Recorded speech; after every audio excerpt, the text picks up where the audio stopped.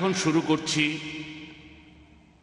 আমাদের এই অনুষ্ঠানের তৃতীয় পর্ব, অর্থাৎ উন্মুক্ত প্রশ্ন এবং উত্তর পর্ব। আমাদের হাতে এখন সময় আছে আনুমানিক 50 মিনিট। প্রশ্নোত্তর পর্বের জন্য এই সময়টা পাচ্ছি। এখানকার নিয়মগুলো হলো, আপনাদের প্রশ্নগুলো আজকের টপিকের উপরে হবে। ওয়াজ ক্রাইস্ট রিয়েলি ক্রুসিফাইড? টপিকের বাইরে কোনো প্রশ্নের উত্তর দেওয়া হবে না। দয়া করে আপনাদের প্রশ্নগুলো সংক্ষিপ্ত আর যথাযথ করবেন। প্রশ্ন করতে এসে আপনারা লেকচার শুরু করবেন না। প্যাস্টর রুকনি আর ডক্টর জাকির আপনাদের প্রশ্নের উত্তর দেবেন। তাদের উত্তরগুলো 5 মিনিটের বেশি হবে না। আপনারা একবারে মাত্র একটা প্রশ্ন করতে পারবেন। দ্বিতীয় প্রশ্নের জন্য আপনাকে আবার লাইনের পেছনে গিয়ে দাঁড়াতে হবে, তারপর সময় পেলে সেই প্রশ্নটা করবেন। এবারে প্রথম প্রশ্নটি করা হচ্ছে পুরুষদের মধ্য থেকে, ডান দিকের মাইক থেকে ডক্টর জাকিরের জন্য। আমার প্রশ্নটা ডক্টর জাকির নায়েকের কাছে। যিশু ক্রুসিফাই হয়েছিলেন মানুষ জাতির পাপের জন্য। কেউ কি অন্যের পাপের ভার নিতে পারে? ভাই, আপনি প্রশ্ন করলেন যে একজন মানুষ কি অন্যের পাপের জন্য ক্রুসিফাই হতে পারে। এই প্রশ্নটা বেশ যৌক্তিক। এর উত্তরে কিছুটা অংশ আমার লেকচারে বলেছি, আর বাইবেল থেকেও প্রমাণ করেছি যে বাইবেলের কথা অনুযায়ী বুক অফ ইজেকিল 18 অধ্যায়ের 20 ও 21 অনুচ্ছেদ বলছে যে যে পাপ করবে সে মারা যাবে, কিন্তু যদি সে পাপ থেকে সরে আসে এবং ভালো কাজ করে সে মারা যাবে না। আর পুত্র পিতার পাপের বোঝা বইবে না, পিতাও পুত্রের পাপের বোঝা বইবে না। আমার বাবার অপরাধে আমি অপরাধী হব না, আর আমার অপরাধে আমার বাবা অপরাধী হবে না। পবিত্র কোরআনে একই ধরনের কথা রয়েছে, বিভিন্ন জায়গায় আছে। পবিত্র কোরআনে সূরা নামের 164 নম্বর আয়াতে উল্লেখ করা হয়েছে, সূরা ইসরার 15 নম্বর আয়াতে উল্লেখ করা হয়েছে। এছাড়াও কোরআনে সূরা ফাতিরের 17 নম্বর আয়াতে উল্লেখ করা হয়েছে, সূরা জুমারের 7 নম্বর আয়াতে উল্লেখ করা হয়েছে। এমন অনেক জায়গায় বলা হয়েছে যে তোমাদের মধ্যে একজন কখনো অন্য আরেকজনের ভার বহন করবে না। একই কথা ইজেকিল 18 অধ্যায়ের 20 অনুচ্ছেদ। তার মানে পাপ উত্তরাধিকার সূত্রে আসে না। প্যাস্টর তার লেকচারে একটা উদাহরণ দিলেন, নবী ইব্রাহিমের সেই গল্পটা, যে আল্লাহ তার ছেলেকে কোরবানি দিতে বললেন, আর প্যাস্টরের সাথে আমিও একমত, আল্লাহ তাকে পরীক্ষা করছিলেন। আর একেবারে শেষ মুহূর্তে আল্লাহ কোরবানি দিলেন একটা ভেড়া। তার মানে আল্লাহ তাআলা ন্যায়বান, তিনি তার নবীকে পরীক্ষা করেছেন। আর এই পরীক্ষায় তিনি ইব্রাহিমের কোনো ক্ষতি করতে চাননি। তিনি এটা চাননি যে ইব্রাহিমের ছেলে মারা যাক এই পরীক্ষায়। আর চিন্তা করেন, এখানে দেখবেন আল্লাহর নবী যীশু খ্রিস্ট মারা গেলেন পৃথিবীর অন্য সব মানুষের পাপের জন্য। এটা ইজেকিলের এই অনুচ্ছেদের কথার বিরুদ্ধে কথা বলছে। বংশ পরম্পরায় পাপ আসে না। যদি আদম আলাইহিস সালাম পাপ করেন, তাহলে তিনি যে পাপ করেছেন সেটার কারণে আমি কখনো দায়ী হব না। এবার আপনাদের একটা উদাহরণ দেই।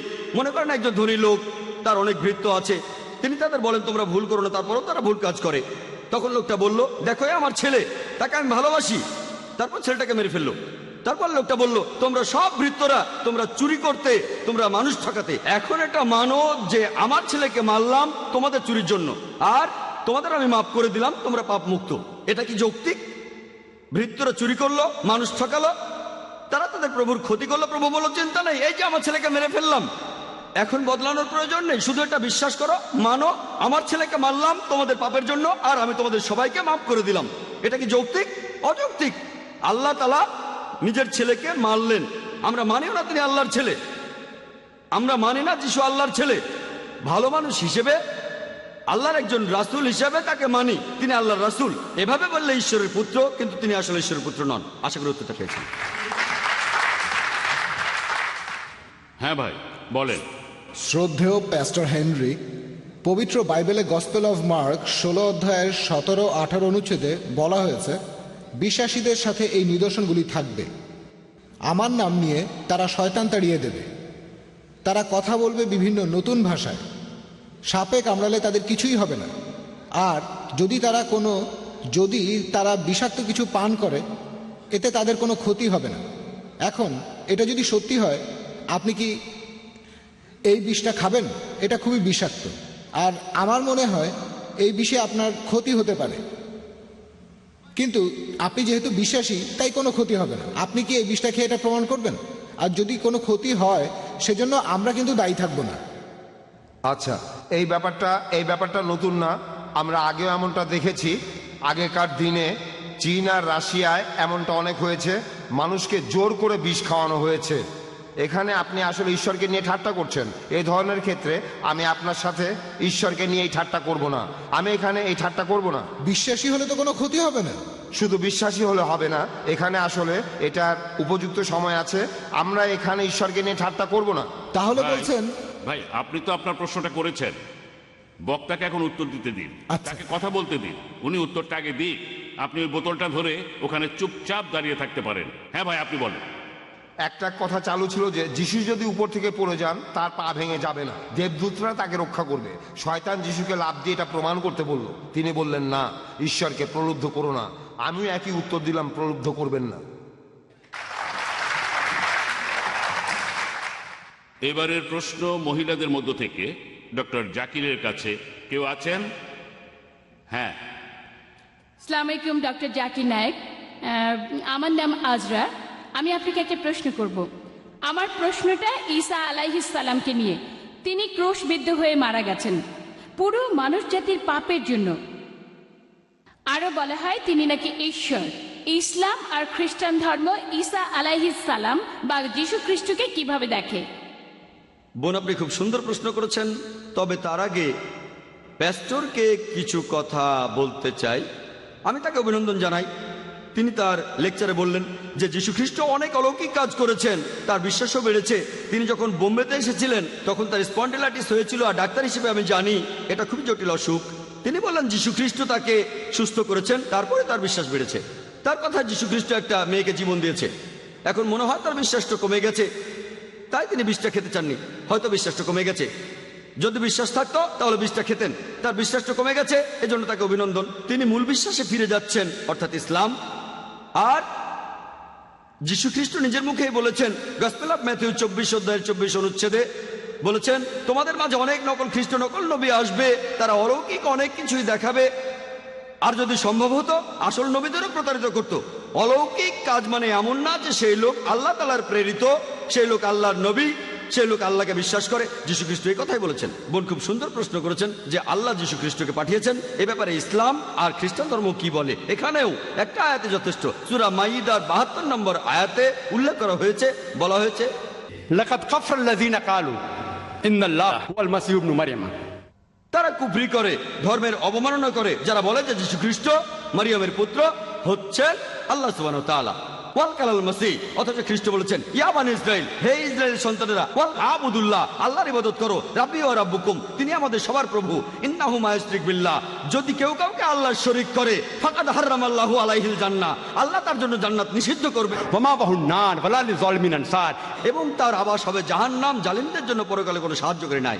যদি আল্লাহর সাথে কাউকে শরীক করেন, যদি বলেন যে যিশু আল্লাহ, জান্নাত আপনার জন্য নিষিদ্ধ হয়ে যাবে, পাপ মুক্ত হতে পারবেন না।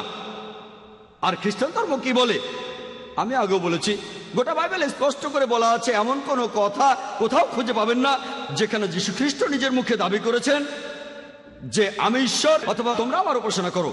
আমি খ্রিস্টানদের সবাইকে চ্যালেঞ্জ করছি, প্যাস্টরকে বলছি, গোটা বাইবেলে এমন কথা দেখান যেখানে স্পষ্ট করে বলা আছে, যেখানে যীশু খ্রিস্ট নিজে বলেছেন যে আমি ঈশ্বর অথবা আমার উপাসনা করো। এমন কিছু কথা আছে যেগুলোতে এমন মনে হতে পারে, তবে প্রসঙ্গ জানলে পরিষ্কার হয়ে যাবে। আর যীশু খ্রিস্টই বলেছেন, এটা আছে গসপেল অফ জন 14 নম্বর অধ্যায়ের 28 অনুচ্ছেদে, আমার পিতা আমার চেয়ে বড়। গসপেল অফ জন 10 নম্বর অধ্যায়ের 29 অনুচ্ছেদে আছে, আমার পিতা সবার চাইতে বড়। গসপেল অফ ম্যাথিউ 12 নম্বর অধ্যায়ের 28 অনুচ্ছেদে আছে, আমি ঈশ্বরের আত্মার সাহায্যে শয়তানকে তাড়িয়ে দেই। গসপেল অফ লুক 11 নম্বর অধ্যায়ের 20 অনুচ্ছেদে আছে, আমি শয়তানকে তাড়িয়ে দেই ঈশ্বরের আঙ্গুলের সাহায্যে। গসপেল অফ জন 5 নম্বর অধ্যায়ের 30 অনুচ্ছেদে আছে, আমি আমার নিজের থেকে কিছুই করতে পারি না, আমি এখান থেকে বিচার করি আর আমার বিচার সঠিক, কারণ আমি নিজের ইচ্ছা পূরণ করি না, আমার পিতার ইচ্ছা পূরণ করি। কেউ যদি বলে আমার ইচ্ছা নয় আল্লাহর ইচ্ছা, সে একজন মুসলিম। আর যীশু খ্রিস্ট আসলে একজন মুসলিম, আমার ইচ্ছা নয় আল্লাহর ইচ্ছা পূরণ করি। যীশু বলেছেন গসপেল অফ জন 14 অধ্যায়ের 24 অনুচ্ছেদে, যে কথাগুলো শুনছো সেগুলো আমার কথা নয়, বরং আমার পিতার যিনি আমাকে পাঠিয়েছেন। গসপেল অফ জন 17 অধ্যায় 3 অনুচ্ছেদে আছে, এই হলো চিরস্থায়ী জীবন, যাতে করে তোমরা ঈশ্বরকে বিশ্বাস করো আর যীশু খ্রিস্টকে যাকে আমি পাঠিয়েছি। বুক অফ অ্যাক্টসে আছে 2 নম্বর অধ্যায়ের 22 অনুচ্ছেদে, হে ইসরায়েলবাসী, নাজারেথ শহরের যীশু যাকে মহান ঈশ্বর পাঠিয়েছেন তোমাদের মধ্য থেকে, তিনি অলৌকিক কাজ করবেন যেগুলো আসলে ঈশ্বরই করবেন, আর তোমরা সাক্ষী থাকবে। তাকে মহান ঈশ্বর পাঠাবেন তোমাদের মধ্য থেকে তিনি অলৌকিক কাজ করবেন যেগুলো আসলে ঈশ্বরই করবেন। তাহলে যীশু খ্রিস্ট নিজেকে কখনো ঈশ্বর দাবি করেননি, তিনি ছিলেন আল্লাহ সুবহানাহু ওয়া তাআলার একজন প্রেরিত রাসূল। আশা করি উত্তরটা পেয়েছেন। এবারের প্রশ্নটা করা হচ্ছে মহিলাদের মধ্য থেকে প্যাস্টর রুকনির জন্য। যদি যিশুর ক্রুসিফিকশন আর পুনরুত্থানে বিশ্বাস করলেই আমরা পাপ থেকে মুক্ত হতে পারি, আর যিশু যদি মানবজাতির পাপের জন্য মারা যান, তাহলে যিশু খ্রিস্টের আগে যারা ছিলেন তাদের পাপ মুক্তি কিভাবে হবে? এটা খুবই গুরুত্বপূর্ণ ব্যাপার, আর বাইবেলের অনেক জায়গায় এটার উল্লেখ আছে, সেখানে আপনার প্রশ্নের উত্তর পাবেন। ইতিহাসে ক্রসের ব্যাপারটা অনেক জায়গায় আছে। খ্রিস্টানরা যারা যীশু খ্রিস্টের পরে এসেছে তারা যিশুকে বিশ্বাস করে, আর তারা রক্ষা পাবেই, কারণ তারা যিশুকে বিশ্বাস করে। যিশুর আগের বিশ্বাসীরা, ইব্রাহিম এছাড়া আরও যেসব বিখ্যাত মানুষ ছিলেন, তারা বিশ্বাস নিয়ে ভবিষ্যতের দিকে তাকিয়েছিলেন। তারা নবী ছিলেন আর ভবিষ্যতের দিকে তাকিয়েছিলেন যিশু কবে আসবেন সেই দিকে। তারা যিশুকে বিশ্বাস করেছেন, এই জন্য তারা রক্ষা পেয়েছেন। এটা বলা আছে, তারা যখন মারা যান তখনও তারা ভবিষ্যতের দিকেই তাকিয়েছিলেন। তারপর যিশু যখন মারা গেলেন তখন তিনি যে কাজটা সেখানে করলেন, তিনি সেখানে গেলেন, সেখানে সব নবীরা ছিলেন আর তাদের মুক্ত করে দিলেন, কারণ তারা বিশ্বাস নিয়ে মরেছিলেন। তারা স্বর্গে যেতে পারছিলেন না, কারণ তখনও তাদের পাপের প্রায়শ্চিত্ত হয়নি। এই নবীদের আত্মা তখন অন্য কোনো আধ্যাত্মিক জায়গায় ছিল। যীশু খ্রিস্ট তখন তাদের কাছে গেলেন, তাদের মুক্ত করলেন। আর যিশু যখন ক্রসে মারা গেলেন, দেখা গেল পুরনো আমলের নবীদের কবরগুলো সব খালি। তাদেরকে জেরুজালেমে দেখা গেল, সবাই নিজের চোখেই দেখেছে। তাহলে আগের লোকজনেরা ভবিষ্যতের খ্রিস্টকে দেখবে, বিশ্বাস নিয়ে, তাহলে রক্ষা পাবে। যিশু তাদের পাপের জন্য প্রায়শ্চিত্ত করবেন। আর বর্তমানের লোকজনেরা, যেমন আমি আর অন্যরা, পেছনে তাকাবো আর যিশুর প্রতি বিশ্বাসী আমাদের রক্ষা করবে। ক্রসের প্রভাবটা সবসময়ই থাকবে। ক্রসটা আসলে চিরস্থায়ী, আগের মানুষের জন্যে, ভবিষ্যতের জন্যে, বর্তমানের জন্যে। ধন্যবাদ। হ্যাঁ ভাই। আমার নাম ফয়সাল ঠাকুর, আমি একজন স্টুডেন্ট। উপরের ঘরে যীশু খ্রিস্ট এসেছিলেন আত্মার রূপ নিয়ে, এতে কি প্রমাণ হয় না তিনি মারা গিয়ে পুনরুত্থিত হয়েছিলেন?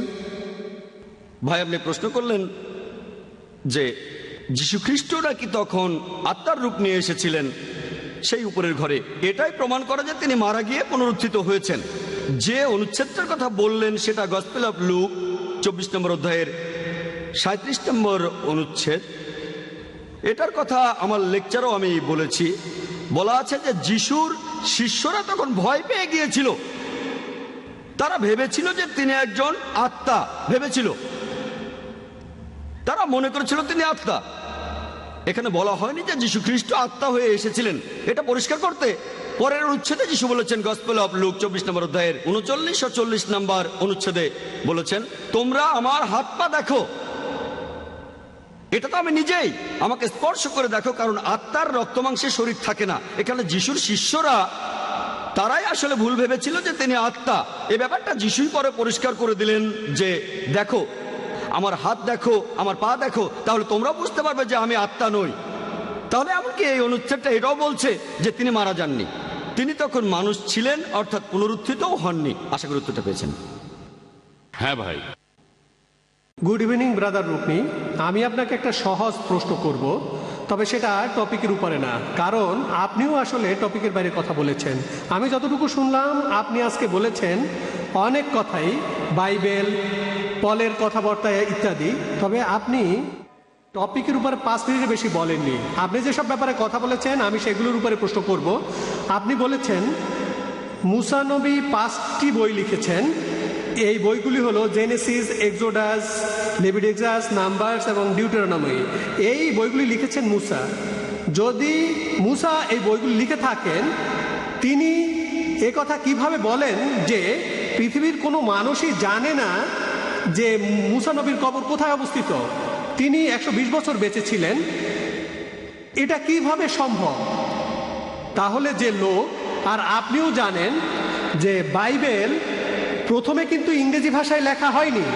এখানে প্রথম ভাষাটা ছিল কোনিগ্রিক, আর ছিল অ্যারামাইক, হিব্রু আর অ্যারামাইক। এটা একটা অনুবাদ, পবিত্র বাইবেল একটা অনুবাদ। আর সেখানে আপনারা যা লিখছেন সেটা আসলে আপনি বললেন দুজন দেবদূত পাথরটা সরানো, এখানে আপনারা বলছেন দেবদূত, তবে অরিজিনালটা গ্রিকে। এই শব্দটা হলো জেন শব্দটা অনুবাদ করেছেন দেবদূত। তারপর শিষ্যদের কথা ধরেন, 12 জন বাদে তাদেরকেও বলছেন শিষ্য। আপনারা আসলে শব্দ নিয়ে খেলছেন। এখন আমাকে বলেন বাইবেলের কোন ভার্সনটা সঠিক? বাইবেলের অনেক ভার্সন আছে, আর বাইবেল আসলে কোন ভাষায় লেখা হয়েছিল? আমার মনে হয় না ভাষাটা ইংরেজি, কারণ তেমন যদি হতো। না না না, আমার প্রশ্নটা শেষ করি। আমার প্রশ্নটা সহজ, প্রশ্নটা আসলে খুবই সহজ, কারণ প্যাস্টার আজকে যে কথাগুলো বললেন তার অনেক কিছুই আমি বুঝিনি। আপনারা নিয়মটা একটু শিথিল করেন প্লিজ। এটা হলো আমার প্রশ্ন। প্রশ্নটা আবারও বলছি, বাইবেল কোন ভাষায় লেখা হয়েছিল? সেটা কি ইংরেজি নাকি অন্য কোনো ভাষা? আর আমি বেঁচে থাকা অবস্থায় আমার মৃত্যুর কথা বইতে লিখেছি, এ ব্যাপারটা আমাকে বুঝিয়ে বলেন।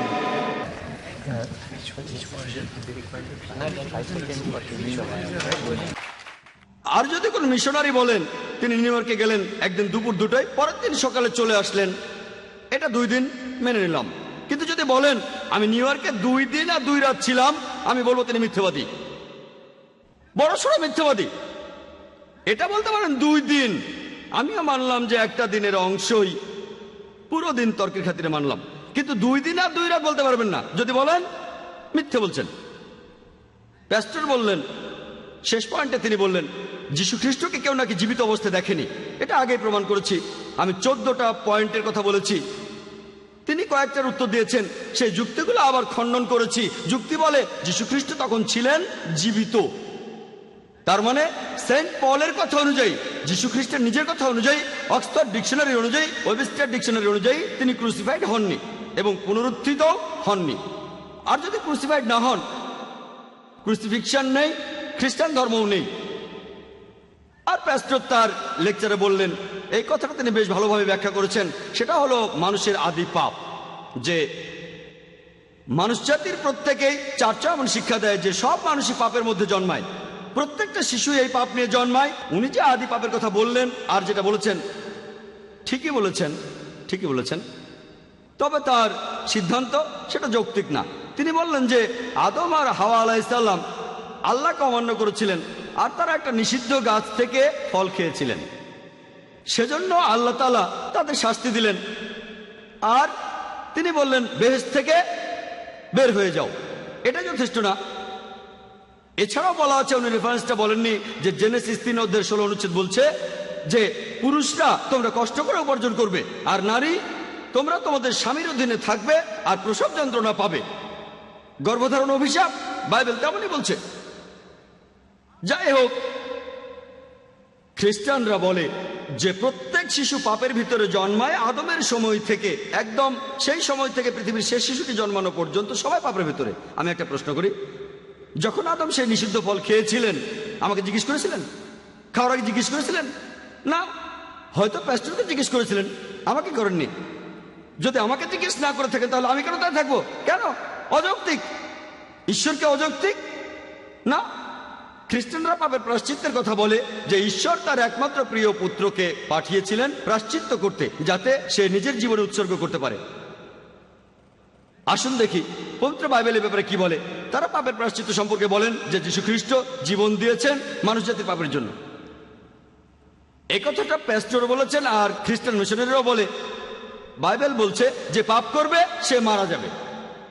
এই কথাটা 2 বার আছে ওল্ড টেস্টামেন্টে, ইজেকিল 18:20 অনুচ্ছেদ, ইজেকিল 18:4 অনুচ্ছেদ, যে পাপ করবে সে মারা যাবে। তবে যদি ইজেকিলের 20 অনুচ্ছেদটা পড়েন, সেখানেই অনুচ্ছেদটা শেষ হয়নি, এটা হলো অনুচ্ছেদটা শুরু। পুরো অনুচ্ছেদটা বলছে, খ্রিস্টান মিশনারিরা বলেন যে পাপ করবে সে মারা যাবে। সেজন্য প্রত্যেক মানুষ পাপের ভিতর জন্মায়, সেজন্য আমরা ক্রুসিফিক্সনে বিশ্বাস করব পাপ মুক্তির জন্য। পুরো অনুচ্ছেদটা বলছে, ইজেকিল 18 অধ্যায় 20 অনুচ্ছেদ, যে পাপ করবে সে মারা যাবে, তবে পুত্র পিতার পাপের বোঝা বইবে না, আর পিতা পুত্রের পাপের বোঝা বইবে না। ভালো লোকের ভালো কাজ তার সাথেই থাকবে, খারাপ লোকের খারাপ কাজও তার সাথে থাকবে। এর পরের অনুচ্ছেদটা বলছে, ইজেকিল 18 অধ্যায় 21 অনুচ্ছেদ, এখানে বলা হয়েছে, কিন্তু যদি সেই ব্যক্তি পাপ থেকে সরে আসে আর তারপর থেকে সব ভালো কাজ করে, সে বেঁচে থাকবে, সে মারা যাবে না। এটা কে বলেছে? বাইবেল, ওল্ড টেস্টামেন্ট, ইজেকিল 18 অধ্যায় 20 থেকে 21 অনুচ্ছেদ, সে মারা যাবে না। যদি ভালো কাজ করেন আপনি মারা যাবেন না। যীশু খ্রিস্ট নিজেই বলেছেন, পাপ থেকে মুক্তি চাইলে ঈশ্বরের আদেশ মেনে চলো। আর সেন্ট পল বলেছেন যে যীশু যদি মৃত থেকে উত্থিত না হন, আমাদের শিক্ষা মূল্যহীন, তোমাদের বিশ্বাস মূল্যহীন। আমি প্রমাণ করেছি যে যীশু খ্রিস্ট আসলে কখনোই ক্রুসিফাইড হননি। এখানে আপনারা হয়তো বলবেন যে খ্রিস্টানরা সবাইকে এটা বিশ্বাস করে। এটা ভুল ধারণা যে সব খ্রিস্টান একরকম ভাবে যে যীশু খ্রিস্ট আসলেই ক্রুসিফাইড হয়েছিলেন। এটা ভুল ধারণা, কারণ বাইবেলের উপর অনেক বিশেষজ্ঞ আছেন যারা বলেন যে যীশু খ্রিস্ট আসলে ক্রুশবিদ্ধ হয়ে মারা যাননি। ক্রুশবিদ্ধ হয়েছিলেন, তবে নামানোর সময় জীবিত ছিলেন। খ্রিস্টান ধর্মের প্রথম দিকে কম করে হলো 7টা গোত্র ছিল যারা বিশ্বাস করত যে যীশু খ্রিস্টের বদলে অন্য কাউকে ক্রুশে ঝুলানো হয়েছিল। এটাকে তারা বলে সাবস্টিটিউশন থিওরি। সে সময় ব্যাসিলিয়ানরাও এটা বিশ্বাস করত, কার্পোক্রেটরাও, সবাই খ্রিস্টান এটাই বিশ্বাস করত। নাজারাইটরাও বিশ্বাস করত, করিন্থিয়ানরাও বিশ্বাস করত। খ্রিস্টানদের অনেক গোত্রই বিশ্বাস করত যে সেখানে যীশু খ্রিস্টের বদলে অন্য কাউকে ক্রুশে ঝুলানো হয়েছিল। গসপেল অফ বার্নাবাসে আছে, প্যাস্টর সম্ভবত এটা মানবেন না, বার্নাবাস যীশু খ্রিস্টের সময়কালীন একজন চাক্ষুষ সাক্ষী। তিনি বলেছেন যে তখন যীশু খ্রিস্টের বদলে আসলে জুডাসকে ক্রুশে ঝুলানো হয়েছিল। যদি আপনারা নাজা হামাদির পুঁথি পড়েন, এখানেও বলা হয়েছে যে যীশু খ্রিস্ট ক্রুসিফাইড হননি, এরাও খ্রিস্টান। আমি এই কথাগুলো আগে বলিনি, কারণ প্যাস্টর বলবেন আমি গসপেল অফ বার্নাবাসে বিশ্বাস করি না, আমি নাজা হামাদির পুঁথিগুলো বিশ্বাস করি না। তাহলে তিনি কি বিশ্বাস করেন? বিশ্বাস করেন এই বাইবেল। আমি বাইবেল থেকেই প্রমাণ করেছি যে যীশু খ্রিস্ট আসলে কখনোই ক্রুশবিদ্ধ হয়ে মারা যাননি। আর আপনি বললেন যে যীশু খ্রিস্ট নাকি আমাদের পাপের জন্যই মারা গেছেন, স্বেচ্ছায় মারা গেছেন। যদি গসপেল অফ ম্যাথিউ পড়েন 27 নম্বর অধ্যায়ের 46 অনুচ্ছেদ বলছে, এছাড়াও গসপেল অফ মার্ক 15 অধ্যায়ের 34 অনুচ্ছেদ বলছে, যখন যীশুকে ক্রুশে ঝুলানো হলো তিনি কাঁদছিলেন, এল্লাই এল্লাই লামা সাবাক্তানি, এল্লাই এল্লাই লামা সাবাক্তানি, যার অর্থ হে ঈশ্বর কেন তুমি আমাকে ত্যাগ করলে। চিন্তা করেন, যীশু খ্রিস্ট স্বেচ্ছায় ক্রুশবিদ্ধ হলেন, তারপর সেখান থেকে কাঁদছিলেন, ঈশ্বর কেন আমাকে তুমি ত্যাগ করলে। প্রমাণ হয় যে তিনি স্বেচ্ছায় ক্রুশবিদ্ধ হননি। তাহলে কাঁদবেন কেন?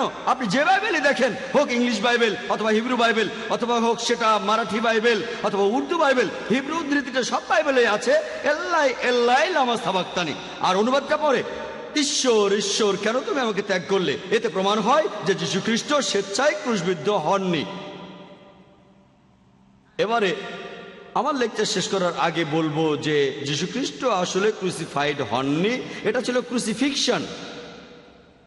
আমি আমার লেকচার শুরু করার সময় পবিত্র কোরআনের একটি আয়াতের উদ্ধৃতি দিয়েছিলাম। সূরা ইসরার 81 নম্বর আয়াতে উল্লেখ করা হয়েছে, ওয়াকুল জাল হক ওয়া যাকাল বাতিল ইন্নাল বাতিল কানা যাহুকা। যখন সত্য এসে মিথ্যের সামনে দাঁড়ায়, মিথ্যে বিলুপ্ত হয়, কারণ মিথ্যে তার প্রকৃতিগত কারণে বিলুপ্ত হবে।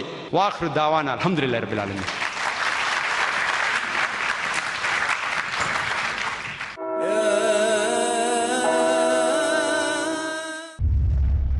Marriage or divorce? What's Islamic ruling? Nikah. Solution or problem? Heaven or hell? There is a misconception. You choose. Beauty, wealth, family status, virtue. Decide what you want. Decide your choice. Be sad or be happy. It's your choice. Join Dr. Zakir Naik. দেখুন অর্ধাঙ্গিনী নাতিত্বাঙ্গিনী প্রতি রবিবার রাত 7:30টায়, পুনঃ সম্প্রচার সকাল 9:30টায় বাংলাদেশে, piece TV বাংলায়।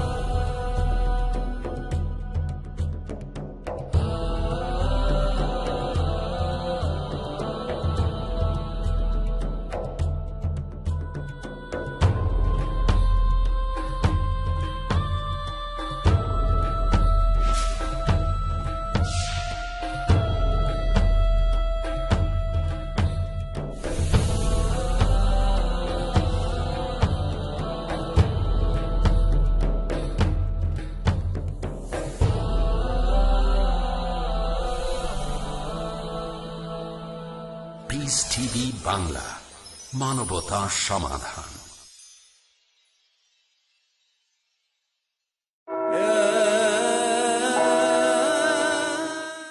এখন শুরু করছি আমাদের এই অনুষ্ঠানের তৃতীয় পর্ব, অর্থাৎ উন্মুক্ত প্রশ্ন এবং উত্তর পর্ব। আমাদের হাতে এখন সময় আছে আনুমানিক 50 মিনিট। প্রশ্নোত্তর পর্বের জন্য এই সময়টা পাচ্ছি। এখানকার নিয়মগুলো হলো, আপনাদের প্রশ্নগুলো আজকের টপিকের উপরে হবে। ওয়াজ ক্রাইস্ট রিয়েলি ক্রুসিফাইড? টপিকের বাইরে কোনো প্রশ্নের উত্তর দেওয়া হবে না। দয়া করে আপনাদের প্রশ্নগুলো সংক্ষিপ্ত আর যথাযথ করবেন। প্রশ্ন করতে এসে আপনারা লেকচার শুরু করবেন না। প্যাস্টর রুকনি আর ডক্টর জাকির আপনাদের প্রশ্নের উত্তর দেবেন। তাদের উত্তরগুলো 5 মিনিটের বেশি হবে না। আপনারা একবারে মাত্র একটা প্রশ্ন করতে পারবেন। দ্বিতীয় প্রশ্নের জন্য আপনাকে আবার লাইনের পেছনে গিয়ে দাঁড়াতে হবে, তারপর সময় পেলে সেই প্রশ্নটা করবেন। এবারে প্রথম প্রশ্নটি করা হচ্ছে পুরুষদের মধ্য থেকে, ডান দিকের মাইক থেকে ডক্টর জাকিরের জন্য। আমার প্রশ্নটা ডক্টর জাকির নায়েকের কাছে। যিশু ক্রুসিফাই হয়েছিলেন মানুষ জাতির পাপের জন্য। কেউ কি অন্যের পাপের ভার নিতে পারে? ভাই, আপনি প্রশ্ন করলেন যে একজন মানুষ কি অন্যের পাপের জন্য ক্রুসিফাই হতে পারে? এই প্রশ্নটা বেশ যৌক্তিক। এর উত্তরে কিছুটা অংশ আমার লেকচারে বলেছি, আর বাইবেল থেকেও প্রমাণ করেছি যে বাইবেলের কথা অনুযায়ী বুক অফ ইজেকিল 18 অধ্যায়ের 20 ও 21 অনুচ্ছেদ বলছে যে যে পাপ করবে সে মারা যাবে, কিন্তু যদি সে পাপ থেকে সরে আসে এবং ভালো কাজ করে সে মারা যাবে না। আর পুত্র পিতার পাপের বোঝা বইবে না, পিতাও পুত্রের পাপের বোঝা বইবে না। আমার বাবার অপরাধে আমি অপরাধী হব না, আর আমার অপরাধে আমার বাবা অপরাধী হবে না। পবিত্র কোরআনে একই ধরনের কথা রয়েছে, বিভিন্ন জায়গায় আছে। পবিত্র কোরআনে সূরা নামের 164 নম্বর আয়াতে উল্লেখ করা হয়েছে, সূরা ইসরার 15 নম্বর আয়াতে উল্লেখ করা হয়েছে। এছাড়াও কোরআনে সূরা ফাতিরের 17 নম্বর আয়াতে উল্লেখ করা হয়েছে, সূরা জুমারের 7 নম্বর আয়াতে উল্লেখ করা হয়েছে। এমন অনেক জায়গায় বলা হয়েছে যে তোমাদের মধ্যে একজন কখনো অন্য আরেকজনের ভার বহন করবে না। একই কথা ইজেকিল 18 অধ্যায়ের 20 অনুচ্ছেদ। তার মানে পাপ উত্তরাধিকার সূত্রে আসে না। প্যাস্টর তার লেকচারে একটা উদাহরণ দিলেন, নবী ইব্রাহিমের সেই গল্পটা, যে আল্লাহ তার ছেলেকে কোরবানি দিতে বললেন, আর প্যাস্টরের সাথে আমিও একমত, আল্লাহ তাকে পরীক্ষা করছিলেন। আর একেবারে শেষ মুহূর্তে আল্লাহ কোরবানি দিলেন একটা ভেড়া। তার মানে আল্লাহ তাআলা ন্যায়বান, তিনি তার নবীকে পরীক্ষা করেছেন। আর এই পরীক্ষায় তিনি ইব্রাহিমের কোনো ক্ষতি করতে চাননি। তিনি এটা চাননি যে ইব্রাহিমের ছেলে মারা যাক এই পরীক্ষায়। আর চিন্তা করেন, এখানে দেখবেন আল্লাহর নবী যীশু খ্রিস্ট মারা গেলেন পৃথিবীর অন্য সব মানুষের পাপের জন্য। এটা ইজেকিলের এই অনুচ্ছেদের কথার বিরুদ্ধে কথা বলছে। বংশ পরম্পরায় পাপ আসে না। যদি আদম আলাইহিস সালাম পাপ করেন, তাহলে তিনি যে পাপ করেছেন সেটার কারণে আমি কখনো দায়ী হব না। এবার আপনাদের একটা উদাহরণ দেই। মনে করেন একজন ধনী লোক, তার অনেক ভৃত্য আছে, তিনি তাদের বলেন তোমরা ভুল করো না, তারপরেও তারা ভুল কাজ করে। তখন লোকটা বলল, দেখো আমার ছেলে, তাকে আমি ভালোবাসি। তারপর ছেলেটাকে মেরে ফেললো।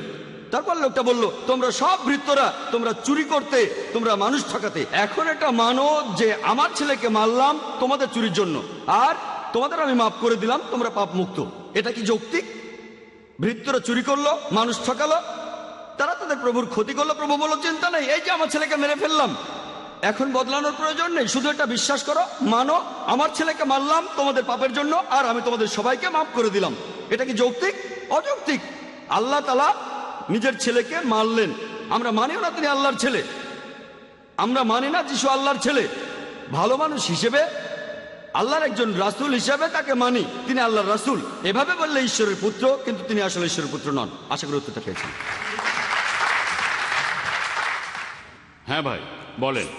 শ্রদ্ধেয় প্যাস্টর হেনরি, পবিত্র বাইবেলে গসপেল অফ মার্ক 16 অধ্যায়ের 17-18 অনুচ্ছেদে বলা হয়েছে বিশ্বাসীদের সাথে এই নিদর্শনগুলি থাকবে।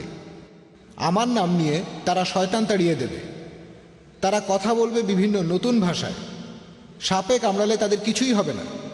আর যদি তারা বিষাক্ত কিছু পান করে, এতে তাদের কোনো ক্ষতি হবে না। এখন এটা যদি সত্যি হয়, আপনি কি এই বিষটা খাবেন? এটা খুবই বিষাক্ত, আর আমার মনে হয় এই বিষে আপনার ক্ষতি হতে পারে। কিন্তু আপনি যেহেতু বিশ্বাসী, তাই কোনো ক্ষতি হবে না। আপনি কি এই বিষটা খেয়ে এটা প্রমাণ করবেন?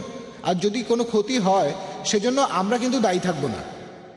আচ্ছা, এই ব্যাপারটা নতুন না, আমরা আগেও এমনটা দেখেছি। আগেকার দিনে চীন আর রাশিয়ায় এমনটা অনেক হয়েছে, মানুষকে জোর করে বিষ খাওয়ানো হয়েছে। এখানে আপনি আসলে ঈশ্বরকে নিয়ে ঠাট্টা করছেন। এই ধরনের ক্ষেত্রে আমি আপনার সাথে ঈশ্বরকে নিয়ে এই ঠাট্টা করব না। আমি এখানে এই ঠাট্টা করব না। বিশ্বাসী হলে তো কোনো ক্ষতি হবে না। শুধু বিশ্বাসী হলে হবে না, এখানে আসলে এটার উপযুক্ত সময় আছে। আমরা এখানে ঈশ্বরকে নিয়ে ঠাট্টা করব না। তাহলে বলছেন, ভাই, আপনি তো আপনার প্রশ্নটা করেছেন, বক্তাকে এখন উত্তর দিতে দিন, তাকে কথা বলতে দিন, উনি উত্তরটা আগে দিক। আপনি ওই বোতলটা ধরে ওখানে চুপচাপ দাঁড়িয়ে থাকতে পারেন। হ্যাঁ ভাই, আপনি বলেন। একটা কথা চালু ছিল যে যিশু যদি উপর থেকে পড়ে যান, তার পা ভেঙে যাবে না, দেবদূতরা তাকে রক্ষা করবে। শয়তান যিশুকে লাফ দিয়ে এটা প্রমাণ করতে বলল, তিনি বললেন না, ঈশ্বরকে প্রলুব্ধ করো না। আমিও একই উত্তর দিলাম, প্রলুব্ধ করবেন না। এবারের প্রশ্ন মহিলাদের মধ্য থেকে ডক্টর জাকিরের কাছে কেউ আছেন? হ্যাঁ। আসসালামু আলাইকুম ডক্টর জাকির নায়েক। আমার নাম আজরা। আমি আপনাকে একটা প্রশ্ন করব। আমার প্রশ্নটা ঈসা আলাইহিস সালামকে নিয়ে। তিনি ক্রুশবিদ্ধ হয়ে মারা গেছেন পুরো মানুষ জাতির পাপের জন্য। আরো বলা হয় তিনি নাকি ঈশ্বর। ইসলাম আর খ্রিস্টান ধর্ম ঈসা আলাইহিস সালাম বা যীশু খ্রিস্টকে কিভাবে দেখে? বোন, আপনি খুব সুন্দর প্রশ্ন করেছেন। তবে তার আগে প্যাস্টরকে কিছু কথা বলতে চাই। আমি তাকে অভিনন্দন জানাই। তিনি তার লেকচারে বললেন যে যীশু খ্রিস্ট অনেক অলৌকিক কাজ করেছেন, তার বিশ্বাসও বেড়েছে। তিনি যখন বোম্বেতে এসেছিলেন তখন তার স্পন্ডিলাইটিস হয়েছিল, আর ডাক্তার হিসেবে আমি জানি এটা খুবই জটিল অসুখ। তিনি বললেন যীশু খ্রিস্ট তাকে সুস্থ করেছেন, তারপরে তার বিশ্বাস বেড়েছে। তার কথা যীশু খ্রিস্ট একটা মেয়েকে জীবন দিয়েছে। এখন মনে হয় তার বিশ্বাসটা কমে গেছে, তাই তিনি বিষটা খেতে চাননি। হয়তো বিশ্বাসটা কমে গেছে। যদি বিশ্বাস থাকতো তাহলে বিষটা খেতেন। তার বিশ্বাসটা কমে গেছে, এজন্য তাকে অভিনন্দন। তিনি মূল বিশ্বাসে ফিরে যাচ্ছেন, অর্থাৎ ইসলাম। আর যীশু খ্রিস্ট নিজের মুখেই বলেছেন, গসপেল অফ ম্যাথিউ 24 অধ্যায়ের 24 অনুচ্ছেদে বলেছেন, তোমাদের মাঝে অনেক নকল খ্রিস্ট, নকল নবী আসবে, তারা অলৌকিক অনেক কিছুই দেখাবে। আর যদি সম্ভব হতো আসল নবীদেরও প্রতারিত করত। অলৌকিক কাজ মানে এমন না যে সেই লোক আল্লাহ তাআলার প্রেরিত, সেই লোক আল্লাহর নবী, সেই লোক আল্লাহকে বিশ্বাস করে। যীশু খ্রিস্ট এই কথাই বলেছেন। বোন খুব সুন্দর প্রশ্ন করেছেন যে আল্লাহ যীশু খ্রিস্টকে পাঠিয়েছেন। এ ব্যাপারে ইসলাম আর খ্রিস্টান ধর্ম কি বলে? এখানেও একটা আয়াতে যথেষ্ট। সূরা মাইদার 72 নম্বর আয়াতে উল্লেখ করা হয়েছে, বলা হয়েছে, লাকাদ কাফারাল্লাযীনা ক্বালু ইন্নাল্লাহ হুয়াল মাসীহু ইবনু মারইয়াম। তারা কুফরি করে, ধর্মের অবমাননা করে, যারা বলে যে যীশু খ্রিস্ট মারিয়ামের পুত্র হচ্ছেন আল্লাহ সুবহানাহু ওয়া তাআলা। ওয়াল কালাল মাসীহ, অথচ খ্রিস্ট বলেছেন, ইয়া বানি ইসরাইল, হে ইসরায়েলের সন্তানেরা, ওয়াল আবুদুল্লাহ, আল্লাহর ইবাদত করো, রাব্বি ওয়া রাব্বুকুম, তিনি আমাদের সবার প্রভু, ইন্নাহু মা ইউশরিক বিল্লাহ, যদি কেউ কাউকে আল্লাহর শরীক করে, ফাকাদ হারামাল্লাহু আলাইহিল জান্নাহ, আল্লাহ তার জন্য জান্নাত নিষিদ্ধ করবে, ওয়া মাওয়াহুন নার ওয়া লা লিযালিমিন আনসার, এবং তার আবাস হবে জাহান্নাম, জালিমদের জন্য পরকালে কোনো সাহায্যকারী নাই। যদি আল্লাহর সাথে কাউকে শরীক করেন, যদি বলেন যে যিশু আল্লাহ, জান্নাত আপনার জন্য নিষিদ্ধ হয়ে যাবে, পাপ মুক্ত হতে পারবেন না। আর খ্রিস্টান ধর্ম কি বলে? আমি আগেও বলেছি, গোটা বাইবেলে স্পষ্ট করে বলা আছে, এমন কোনো কথা কোথাও খুঁজে পাবেন না যেখানে যীশু খ্রিস্ট নিজের মুখে দাবি করেছেন যে আমি ঈশ্বর অথবা তোমরা আমার উপাসনা করো। আমি খ্রিস্টানদের সবাইকে চ্যালেঞ্জ করছি, প্যাস্টরকে বলছি, গোটা বাইবেলে এমন কথা দেখান যেখানে স্পষ্ট করে বলা আছে, যেখানে যীশু খ্রিস্ট নিজে বলেছেন যে আমি ঈশ্বর অথবা আমার উপাসনা করো। এমন কিছু কথা আছে যেগুলোতে এমন মনে হতে পারে, তবে প্রসঙ্গ জানলে পরিষ্কার হয়ে যাবে। আর যীশু খ্রিস্টই বলেছেন, এটা আছে গসপেল অফ জন 14 নম্বর অধ্যায়ের 28 অনুচ্ছেদে, আমার পিতা আমার চেয়ে বড়। গসপেল অফ জন 10 নম্বর অধ্যায়ের 29 অনুচ্ছেদে আছে, আমার পিতা সবার চাইতে বড়। গসপেল অফ ম্যাথিউ 12 নম্বর অধ্যায়ের 28 অনুচ্ছেদে আছে, আমি ঈশ্বরের আত্মার সাহায্যে শয়তানকে তাড়িয়ে দেই। গসপেল অফ লুক 11 নম্বর অধ্যায়ের 20 অনুচ্ছেদে আছে, আমি শয়তানকে তাড়িয়ে দেই ঈশ্বরের আঙ্গুলের সাহায্যে। গসপেল অফ জন 5 নম্বর অধ্যায়ের 30 অনুচ্ছেদে আছে, আমি আমার নিজের থেকে কিছুই করতে পারি না, আমি এখান থেকে বিচার করি আর আমার বিচার সঠিক, কারণ আমি নিজের ইচ্ছা পূরণ করি না, আমার পিতার ইচ্ছা পূরণ করি। কেউ যদি বলে আমার ইচ্ছা নয়, আল্লাহর ইচ্ছা সে একজন মুসলিম। আর যীশু খ্রিস্ট আসলে একজন মুসলিম। আমার ইচ্ছা নয়, আল্লাহর ইচ্ছা পূরণ করি। যিশু বলেছেন গসপেল অফ জন 14 অধ্যায় 24 অনুচ্ছেদে, যে কথাগুলো শুনছ সেগুলো আমার কথা নয়, বরং আমার পিতার যিনি আমাকে পাঠিয়েছেন। গসপেল অফ জন 17 অধ্যায় 3 অনুচ্ছেদে আছে, এই হলো চিরস্থায়ী জীবন, যাতে করে তোমরা ঈশ্বরকে বিশ্বাস করো আর যীশু খ্রিস্টকে যাকে আমি পাঠিয়েছি। বুক অব অ্যাক্টসে আছে 2 নম্বর অধ্যায়ের 22 অনুচ্ছেদে, হে ইসরায়েলবাসী, নাজারেত শহরের যিশু যাকে মহান ঈশ্বর পাঠিয়েছেন তোমাদের মধ্য থেকে, তিনি অলৌকিক কাজ করবেন যেগুলো আসলে ঈশ্বরই করবেন, আর তোমরা সাক্ষী থাকবে। তাকে মহান ঈশ্বর পাঠাবেন তোমাদের মধ্য থেকে তিনি অলৌকিক কাজ করবেন যেগুলো আসলে ঈশ্বরই করবেন। তাহলে যীশু খ্রিস্ট নিজেকে কখনো ঈশ্বর দাবি করেননি, তিনি ছিলেন আল্লাহ সুবহানাহু ওয়া তাআলার একজন প্রেরিত রাসূল। আশা করি উত্তরটা পেয়েছি।